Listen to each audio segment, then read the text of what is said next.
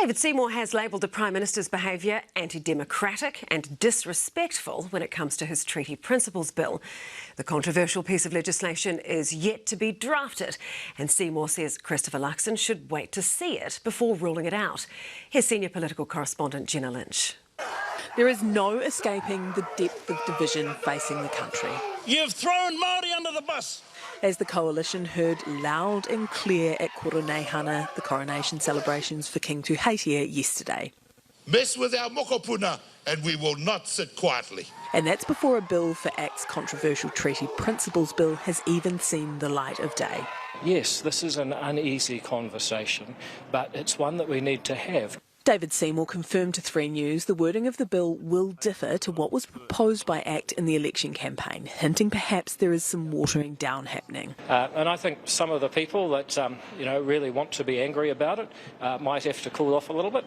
And I think that some of the people that perhaps been enthusiastic about it for the wrong reasons might have to cool off a bit, actually. Regardless, Chris Hipkins is calling on the Prime Minister to abandon the bill, as even taking it to first reading amounts to a government endorsement of the position. This is a divisive debate we don't need to have, and the way to stop it is just not to introduce the bill in the first place. There is a big, flashing, neon pink caution light that comes with that suggestion.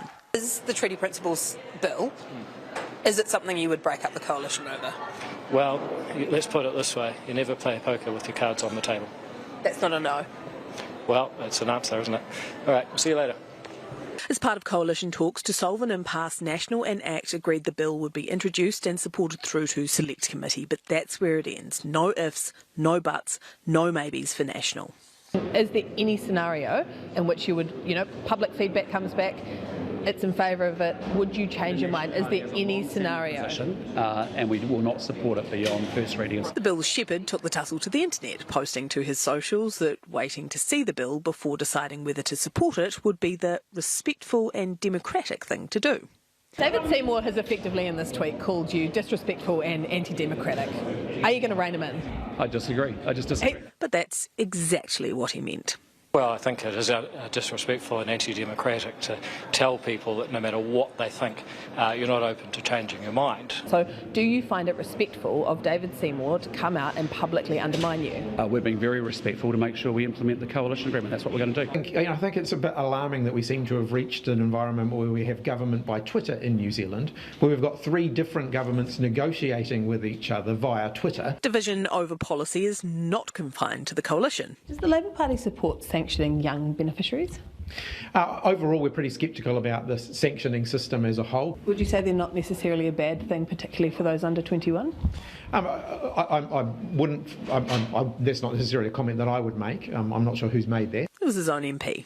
Sanctions, particularly for young ones, I'll put my neck out. I think they're actually not necessarily a bad thing. Yeah, look, I'll have a talk to him about that and see what the context of that comment was. Different, it seems, when policy disagreements play out on podcasts rather than Twitter. Well, Jenna Lynch joins us now. Kia ora, Jenna. Do we know how different the bill might be to what ACT originally proposed? Yes, so David Seymour has been working with the Ministry of Justice on this. Seymour seems pretty set on his definitions of Article 1 and Article 3. Those definitions from him are that the government has the right to govern all New Zealanders and that all New Zealanders are treated equal under the law. But Article 2, the Tino Rangatiratanga clause, is where we might see some changes around the definition of property rights and taonga. Now, going forward, will that be enough to change the Prime Minister's mind? He's been pretty steadfast in the fact that he will not be supporting this past first reading. So to do an about-face on that would be one of the most ultimate political U-turns. Some of this rhetoric can be put down to political posturing. Maybe David Seymour signalling to people that he's not just wasting everyone's time when this bill is actually going to die a death. But if this is the level of rhetoric that we are getting before the bill has even been drafted, a minister calling the Prime Minister anti-democratic, you can only imagine how tense things are going to get come November when that bill comes before the Parliament and becomes the centre of political attention. Jenna, tēnā koe, thanks so much.